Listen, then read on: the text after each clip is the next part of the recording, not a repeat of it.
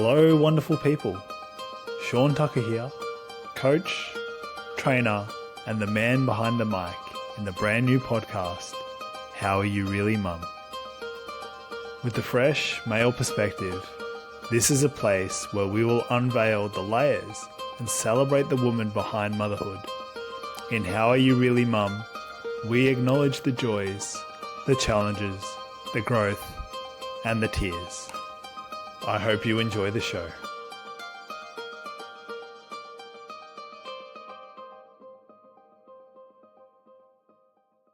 Hello everyone, and welcome back to another episode of the How Are You Really Mum podcast with me, Sean Tucker. And I'm divinely welcomed today with a very special guest, Kate Mitchell, who is based in New South Wales. I believe she's in Sydney. Is that right, Kate? I am, yep. So Kate is actually a passionate photographer specializing in corporate headshots and personal branding. And those two definitely go together with a knack for capturing unique personalities and renowned for her professional yet fun approach. She ensures that every client feels comfortable and looks their best. So Kate, welcome to the show. Thank you so much, Sean. It's lovely to be here. And, you know, I'm actually really looking forward to this because you're a mum with 5 kids. Is that right? I have got 5 children, yes. Yeah. I know it's a lot. It is a lot.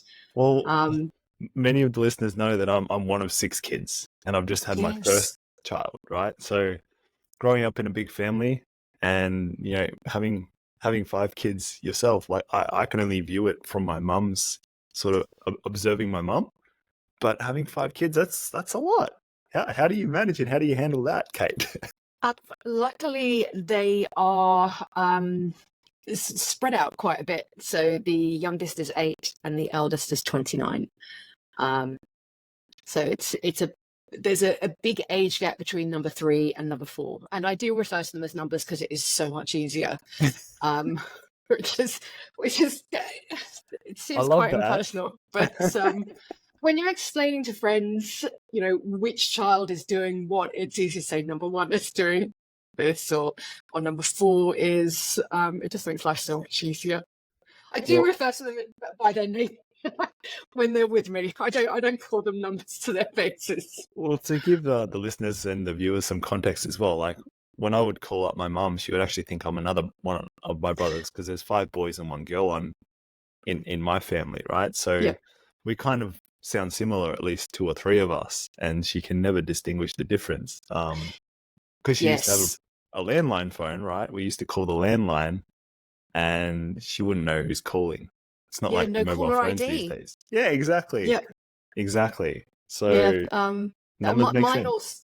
Mine sound very different. They are all so different. I've got 4 boys, 1 girl. Mm-hmm. So similar to your family as well. There you go. And yeah, they're just unbelievably different. You can't understand how 5 children from the same genetic pool can be so different. Yeah, isn't that interesting, right? Yeah.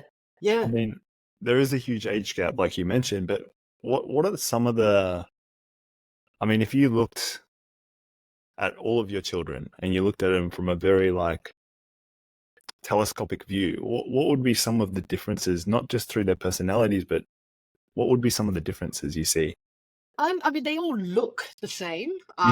Not one of them looks like me. They all look like their dad, which is great because he's got great cheekbones. So you know, it's which is wonderful.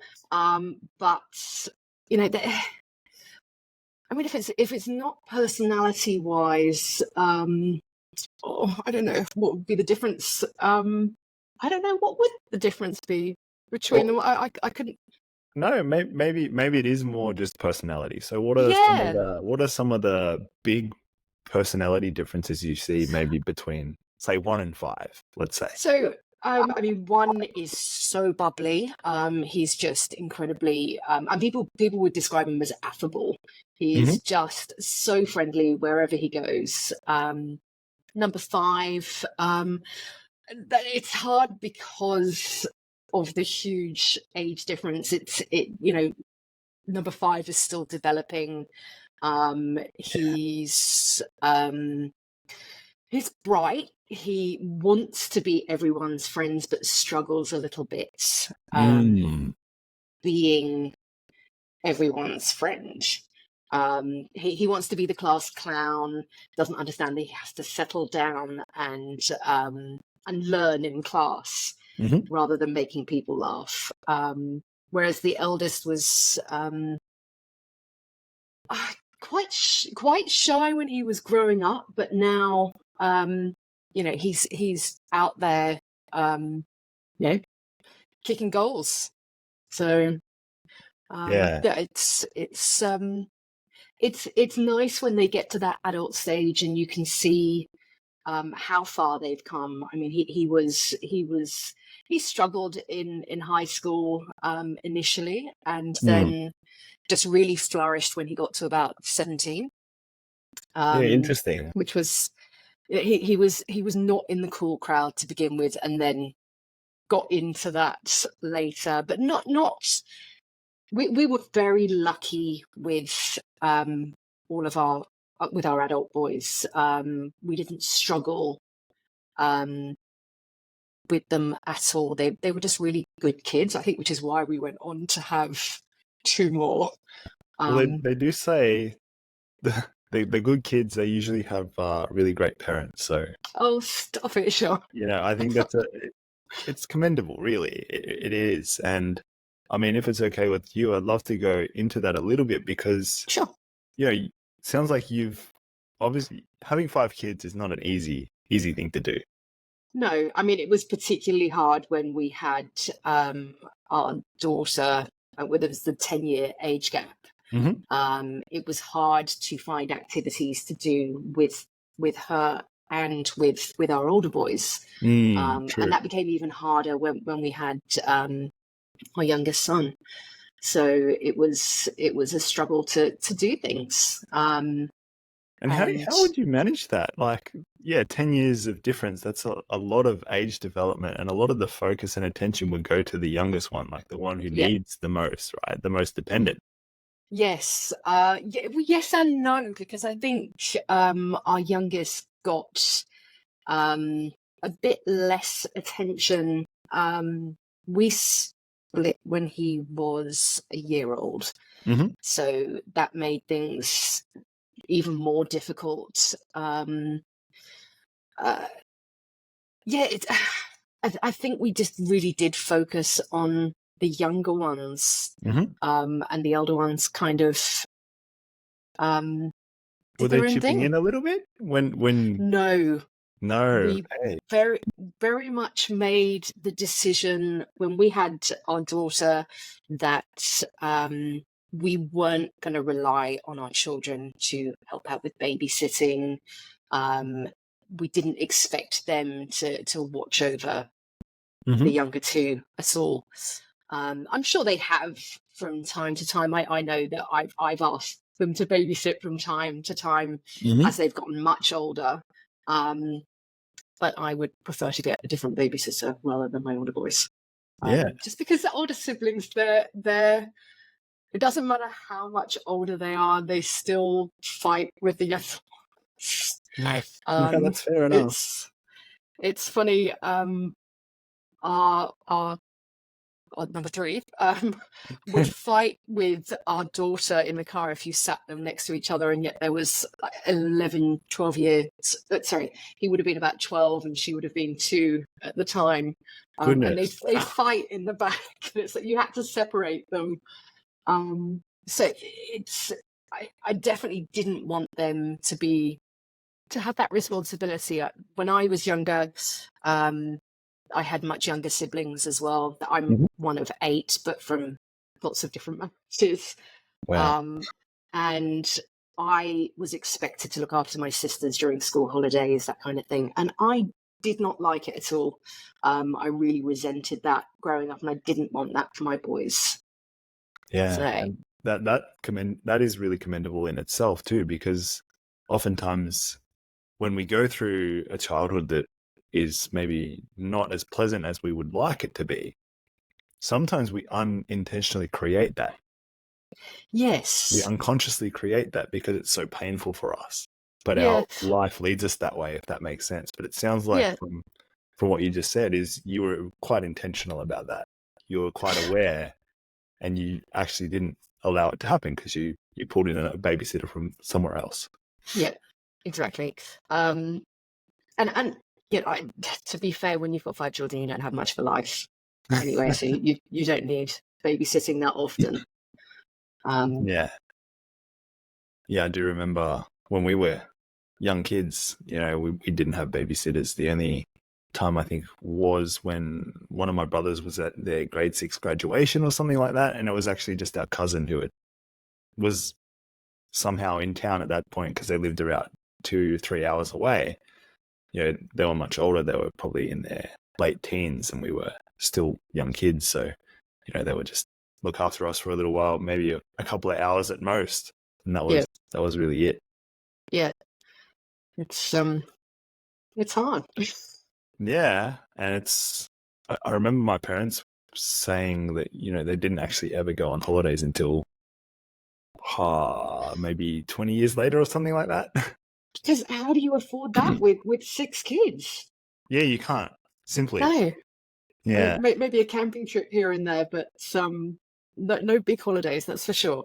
No, it's mostly just going to family place, like family households and things like that. Because my parents, their family, or my dad's family used to live over in Horsham, and we used to drive from, say, Ballarat, which is, in Victoria, but it's about a 2-3 hour drive.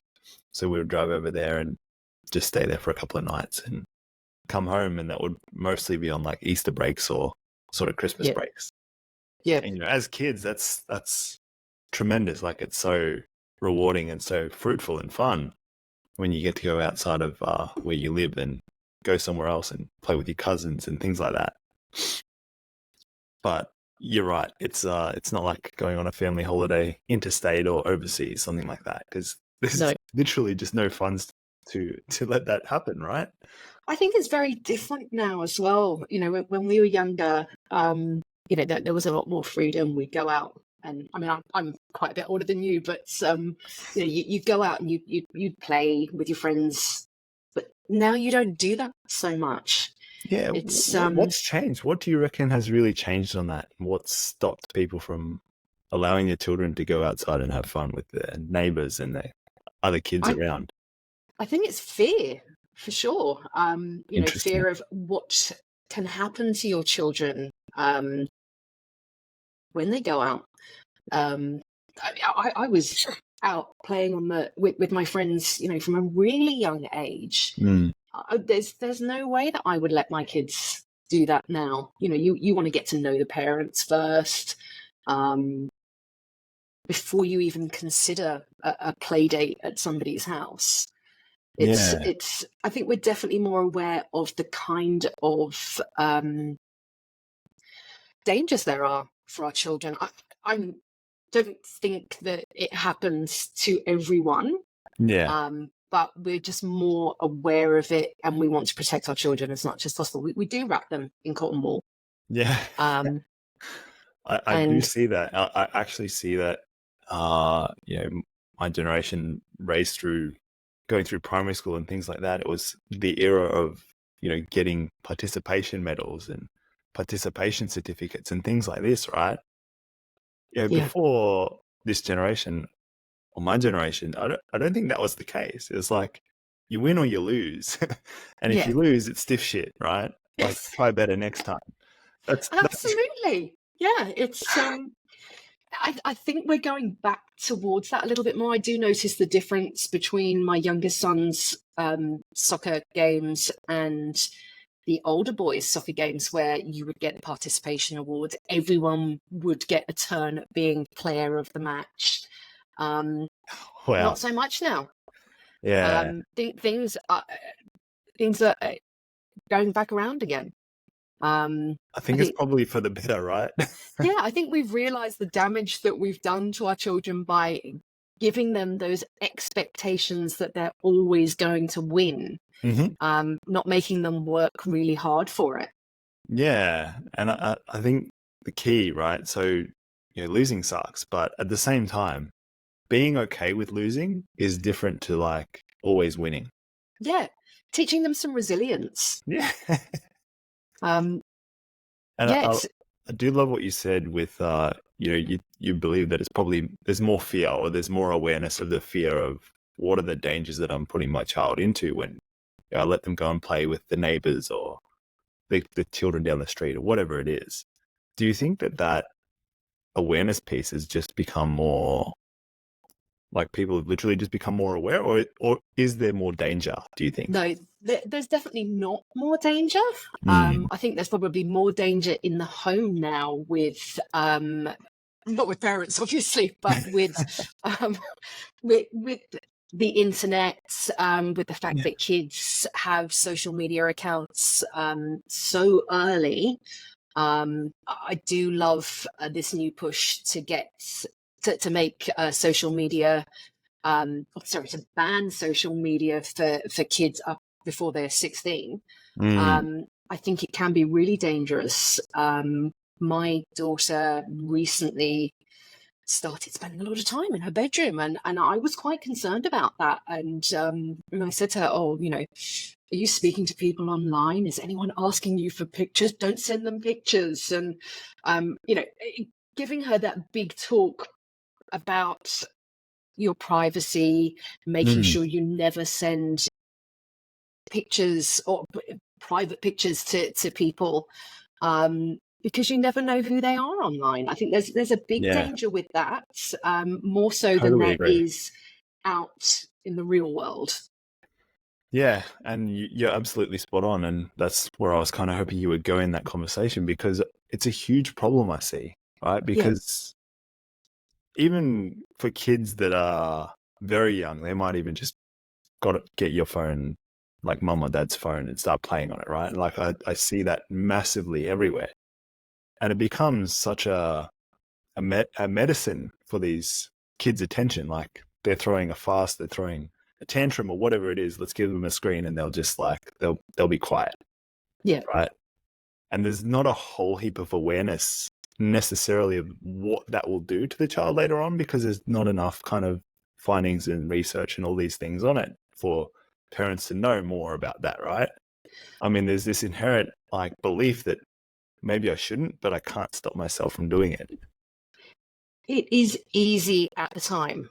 Yes. It's my eldest son was living with me for recently, and he brought his PS5 up to the lounge, plugged it in. My two youngest started playing on it, Mm. and I noticed a distinct shift in the way that they acted after that. They get angry if I ask them to turn it off. Hmm. I'd give them a warning. I'd say 15 minutes, and then we're going to have dinner. So make sure you finish whatever you're doing in that 15 minutes. And if they hadn't finished it in that time, they would get really angry. Interesting. Um, Hey, wow. it's so, I mean, there may not be much research about it, but as a parent, I can see the shift in their personalities when they're playing it. So, Yeah. there's a ban on that in my house. You're only allowed to do it for X amount of time on the Hmm. weekend. We're not going to be playing games like Fortnite. It's that simple. Very Um, problematic here. I, yeah, I, I see that. And I mean, to give the listeners and readers some context, like I've got a 5 month old, almost 5 month old, right? And I turn on the TV and straight away, like if it's over there, right, her head will go like this because it's so bright and it's so stimulating for yeah, their visual field, for the sound, but mostly for their visual field. It's just like so neurostimulating. And yeah. imagine that when there's even more, like this is just a TV show or something just on the TV, which is not like those children sort of TV shows or any game where it is designed to be extremely stimulating. Mm. And It's that itself, problem, huge problem. yeah. I was talking to a friend on the weekend who has 18-month-old twins, and he said there was a particular program that came on the TV, and his twins just stopped what they were doing, just stare, stare, stare. Yeah. And they were so focused on this TV show just It's because of the ridiculous. way that yeah, like Yeah. the music in the TV show, the repeat phrases, um, it's all just designed to have the kids really focus on it. Mm. And it's Um, dangerous, right? Because yeah, for sure. how much are we aware of what's being subliminally messaged through TV, through the Yeah, media, yeah, let alone what we're watching on, Netflix or some of these children TV shows or things like that. Like there's yeah, just so much that we are unaware of that we're putting our children in this scenario. yeah. I mean, these online games, they're designed to keep the kids interacting Yeah. for extended periods of time. Yeah. And they get angry when they can't complete a mission.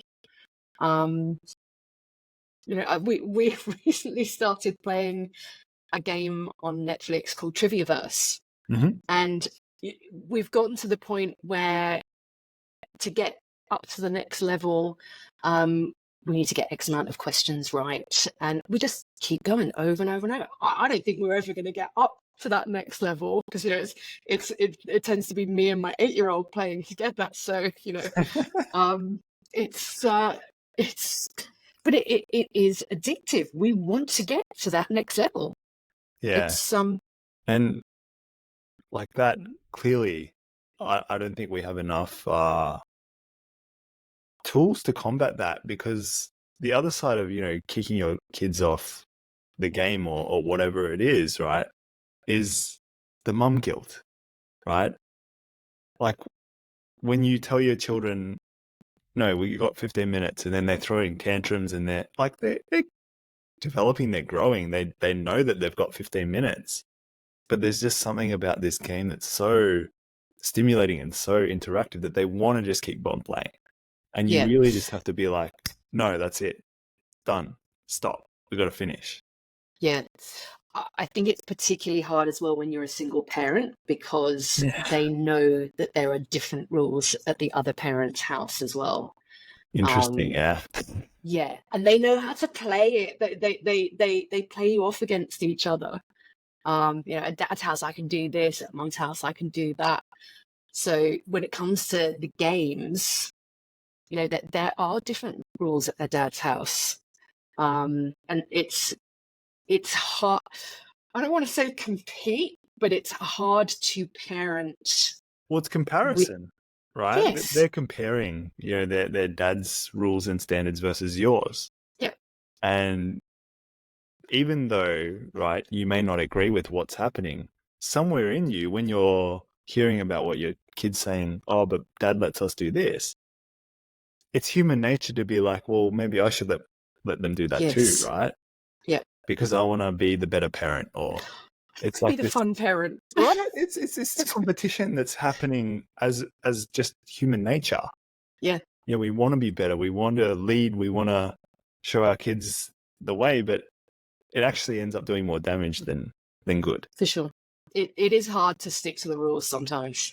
And hence why, when you've got very small children, it's easy to put that device in front of them when you go to a restaurant or, you're somewhere where that is going to make your life easier for a few moments. But the long-term effects, we just don't know.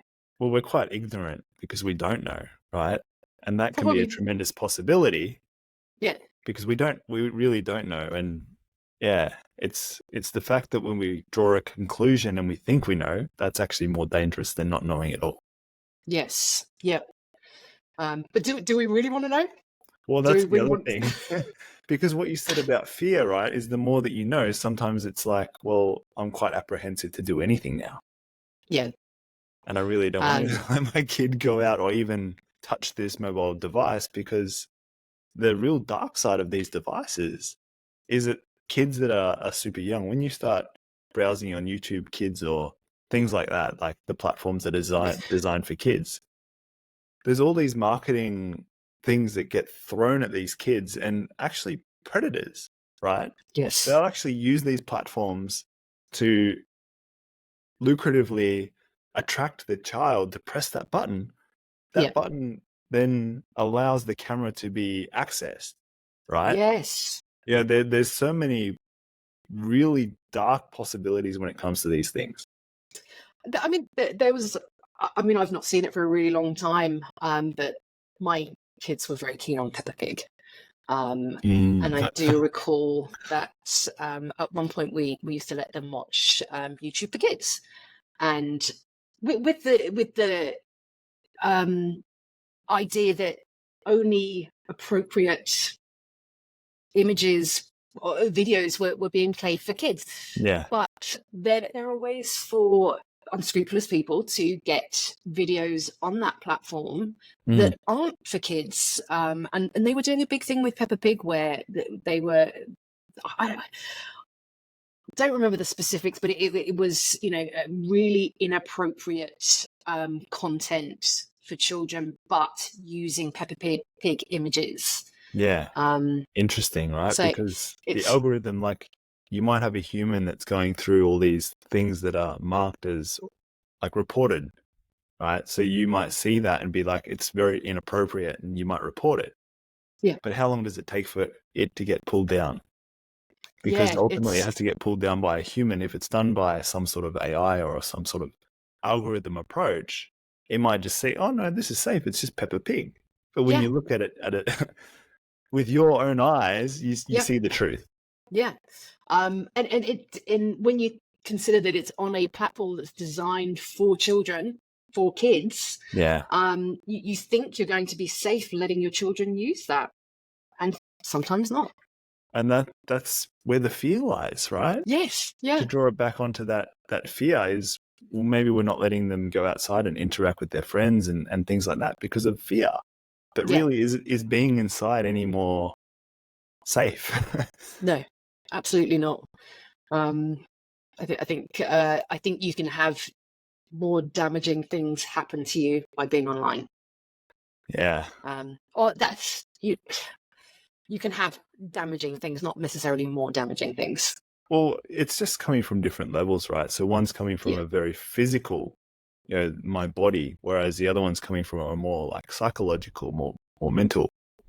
Yes. Right? So what's necessary? What's better in the long term? Well, we don't know. Yeah. Yeah. We really don't know. I mean, there's talk now about coercive control being far more damaging than physical domestic violence. And I can totally see that. Yeah. When somebody gets into your head enough, that can be so damaging. Whereas if something physical happens to you, is that easier to overcome? I don't know. Yeah, and I think it's completely subjective, right? It really depends on that person's sensitivity and what's actually going on, right? Because if it does write a really dark story in their mind, even if it was physical or just purely psychological, then it's going to really alter their direction in their life. I guess a big aspect would be, how long are you subjected to that damaging behavior? Spot on. Yeah. Yeah. Yeah. And that's where it becomes more possibly tormenting, either way, really. Yeah. Because there's only so much influence you can have as a parent to your child. Yes. Because I don't remember the number, the actual percentage, but it's something like between 20 and 30% is how much influence you have on your child in their life. It's something quite small. Yeah. Significantly small. And I think it does play on, you might have heard the phrase, like, it takes a village to raise a child. But now we're no longer living in villages. Well, the village has just changed. The scape of the village has changed, right? Yeah. So it's not necessarily in a community, in a village per se, but it's more so, well, online it's just changed from a physical village to more of a psychological village. Yeah, it's like, I guess, who can I trust and who can I connect with that understands me? And this sometimes is where it becomes very dark, like what you just said, like the manipulation tactics, the things like that. When people are not mentally well, they could be sociopaths or psychopaths, right? Yep. and they can actually know how to control you from from a very emotional, mental standpoint. Yeah, they exhibit very manipulative behavior. Correct. And I guess that's the other difference between the villages where you've got the more online village, or when we were growing up, our parents had more control over our village. It would be family members, people they would introduce us to. Yeah. Whereas now our kids go online and they make friends in online games, and you have no control over that. Yeah. So Literally. it's scarier and scarier the more I think about it. It is, yeah. And I think that's why it's such a great topic to create awareness around, because it's not to necessarily induce more fear, but the more you know, the more it should be liberating for you, Yeah, because I you're guess the more you aware of know, the what's more you happening. can be more prepared That's as right. well. Correct. Yeah, So when you yeah, have a plan, you can sort of prepare, or when you're aware, you can plan and prepare. yes, yeah, Because I mean, I guess I could relate to that to bushfires. You know, my parents actually still live in the bushlands in country Victoria, right? So if there wasn't much awareness around all these things that can happen during bushfire seasons, well, how much are you going to actually execute a plan that you don't have a plan because you never prepared, right? yes, yeah, Because there's no awareness of, oh, this is actually a possibility for our house to become threatened by the bushfires. And that's actually what happened in the last bushfire season. Is there was a threat of a bushfire that was coming that way, because it can change like that. And it's the same right yeah, now, right? Not necessarily from the bushfire point of view, but I mean, from the online community, from the online susceptibility point of view, is it only takes one click to go to the wrong place. yes. I do have an amusing story about that. When my older boys were much younger, my other three child wanted to create a Hotmail account. Mm-hmm. So he went into my husband's office in our house, and we left him to it, left him to set up this Hotmail account. My husband then went into his office, walked round the desk, and instead of typing mail, MAIL, he typed MALE. And I have never heard a man scream so loud Wow. because he saw this image on the screen, shut the computer down very quickly, and he said, I don't even know what they were doing. So I'm desperately hoping that our child didn't know as well. But I mean, I laugh, yeah, but these are, yeah, traumatic, potentially traumatic scenarios and situations that have happened unconsciously. yeah, I think it was more traumatic for my husband than it was for our Yeah, child. for But sure. For it sure. was amusing afterwards. Because, I mean, that story that possibly your husband would be playing in his head is like, well, what damage is that going to cause from now, right? And that Yeah, could be a trauma for him, only him. It may not yeah. I even mean, affect the child. it's an image that a child shouldn't see, and that just came down to us being far too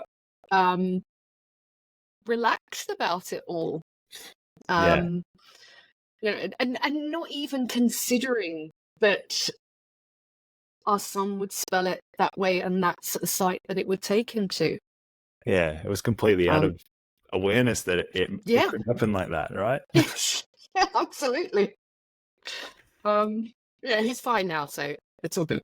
Mm. And I Um, guess coming back to I mean, guilt is one thing, right? When you're managing or raising your children, there's a lot of like scenarios that are possibly playing out in your mind, right?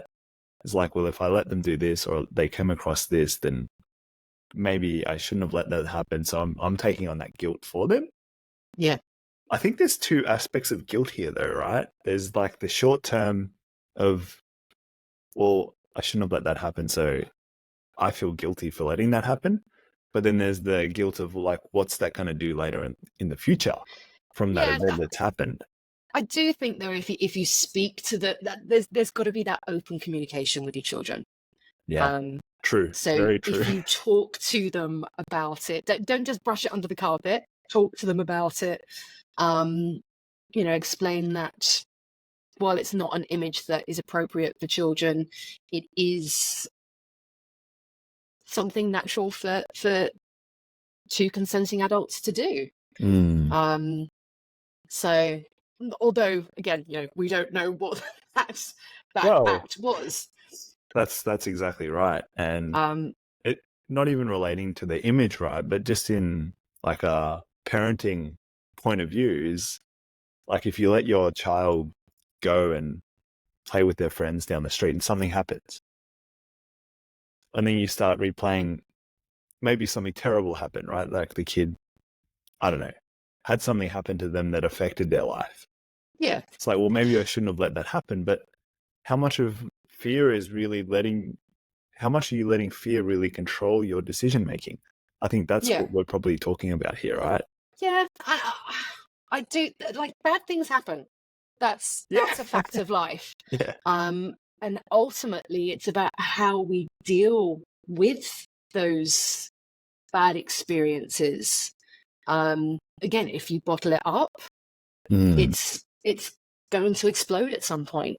If you talk about it, if you deal with it, then it's not so much of a big issue. Yeah. Again, depending on the situation. Yeah. But I think everything is, as a parent, you have to communicate with your children. You just can't pretend that things haven't happened. And that bad things don't happen. It's not all sunshines, rainbows, lollipops, and unicorns everywhere, is it? Isn't it? Oh, damn. I wish it were. Well, even if it was, there's got to be something that's not quite right about that, right? Yeah. I mean, anyone who appears to have the perfect life doesn't.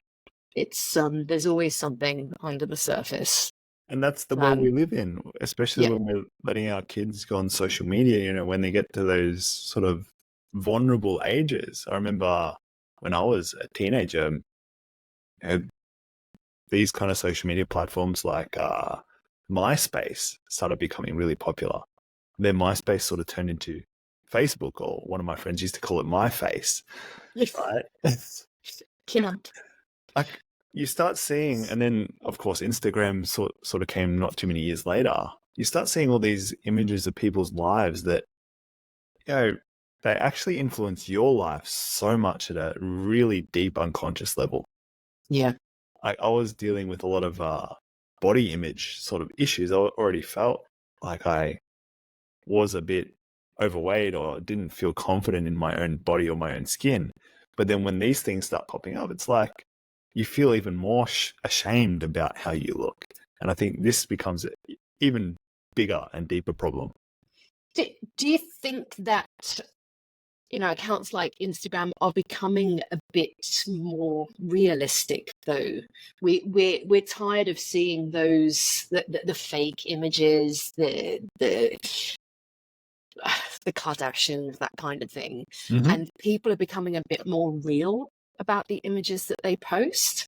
I think they are, yeah. I really do, but it's still coerced in such a way that it's showing what they want you to see. Yeah, I mean, I do like the Instagram accounts where they're just more real about their life. Agree. Yeah. So I guess maybe it's more about who we choose to follow. 100%. Yeah. Yeah. Yeah, I couldn't imagine following certain accounts. So I think otherwise you do start to hate on yourself a bit too much. Yeah, definitely. I mean, when you're a parent and you have your kids that are getting to these ages that maybe at 16 now, like that's still a pretty vulnerable age. Yeah. To be exposed to a global platform when you can click on and follow anyone in the world, really. Yeah. Even if they have a private account, you can still follow them, and if they accept you, you can see all their content. Yeah. Right. It's That. yeah. Look, my daughter is 13 and she is on all of those things. So it Mhm. would be nice for the government to come in and say, I'm sorry, we can't have those anymore. And then, it takes the bad guy aspect of it away, out of my control, basically. I say, oh, I'm so sorry, you can't have it anymore. Yeah. I would desperately love for her not to be on things like that, but all their friends are. So if the government was come in and say you can't do that anymore, then I can pretend that I'm actually the nice guy for once. Yeah. I mean, something interesting happens when we do have government policies do those kind of things, right? Is there's normally some sort of negative action against it, right? Is the kids might push, and there might be, I don't know how it would work, but I'm just kind of theorizing here, is that you could probably like buy accounts, let's say. Yeah. Right? So they might buy it from their friends or buy it from like some shady person down the street, and they might still have access to some account that's not theirs, but they can pretend that it's theirs. That is so true. Because where there's a will, there's a way. And if this is such an addictive substance, and when I say substance, I'm talking about the device itself. Yeah. Right? It's literally a drug. It's a drug that you can just keep on going at and keep on playing and keep on going. Right? It just feeds itself. And the algorithm is designed in such a way that it does feed itself. Yep. Yeah, you're so true. So it's so true. So what do you think is the solution for this, Kate? I mean, you're a parent with kids of varying ages, so you've gone through, you've experienced it. You're also on social media yourself. I think that means that I actually have to step up and be a parent myself rather than relying on somebody else to do it for me. That's the takeaway here. And what does that mean for you in your life then? It means that I'd have to be the bad guy for a while. But like with most things, they get over it. They and eventually, they will be 16 and they can have those things that they can't have now. Yeah. There's something that I heard, and it relates to this in a way, I think, is when you're a kid, or let's just say you're a young girl and you love playing with dolls. At some point, you don't even think about it. You just stop playing with the dolls once you get to a certain age point. Do you think this might happen with some of these devices and things that we're using now? Is like, one, we don't have to necessarily force ourselves to stop, right? It's more or less to the point where we're less attached and we can just walk away from it, and it was never there to begin with. That kind of mentality, if that makes sense. Yeah, I think there's always something new that comes along. Yeah, that's right. So as you said, there was your MySpace and then Facebook and then Instagram. There'll be something else that comes along, and we as parents will be afraid of it. We're afraid of the unknown. Yeah. But we learn to adapt. So there'll always be something new. Yeah, there's always the next thing, the next thing, the next thing. Absolutely. But that whole issue, like, the internet is filled with so much. We live in the digital information age. Like, there's anything you can have at your fingertips with one click, really. It comes with you have the issues of worrying about what your children will find, but they can also find positive information as well. They can learn things with ease. Back in my day, you had to have your Encyclopedia Britannica collection of. Now you can just go on and find online and find that information in seconds. Yeah. The kids now. Time is now. Yeah. Like kids don't even type that stuff in anymore. They just say to their Siri or Alexa, find such and such, and it's back with them in seconds. Yeah. So where do you think maybe we're going to the next thing? What do you think the next thing might be, if there's any idea of what that might be? I'm a big science fiction fan. Love it. question. It's going to be some kind of implant. And as parents, I don't know how we turn that off for our children. Maybe you have those time controls where you can turn it off between certain periods of time, but it will definitely be some kind of implant. And there'll be things in between that lead up to it, but it would be kind of cool. Yeah, I think it will be cool, and there probably might be a big push against it, right? Yeah, for sure, because you're There's always worried that somebody can log in and mess with your implants. And how much can that influence things like your DNA and all these things, right? So there's a massive can of worms that we could open up, which would love to at some point, but maybe we'll see what happens in the next 5-10 years, because they say, and I do like some of the science fiction stuff about what's coming, right? They say that the next 20 years will bring the next what's happened in the last 100 years in terms of technology and innovation will happen in the next 20 years. Yeah. That kind of evolution is what we're talking about. Yeah, the advances in technology are insane. And it's how we integrate them ultimately. And are they for our well-being, or are they actually more detrimental for our well-being? Look, change is hard, but you've got to go with it. I don't think you can fight against things like that. Yeah. No one likes big changes, but it happens. Yeah. Well, I guess as we leading up to the end of the episode today, I'd love to ask a question, Kate, if it's okay, and that is looking at some of this stuff, right? So obviously you've had to evolve as a parent. There's sort of 10 years difference age in terms of two of your children as well. So there's a big sort of age gap there. Yeah. If you could go back now to when you first became a mum, right?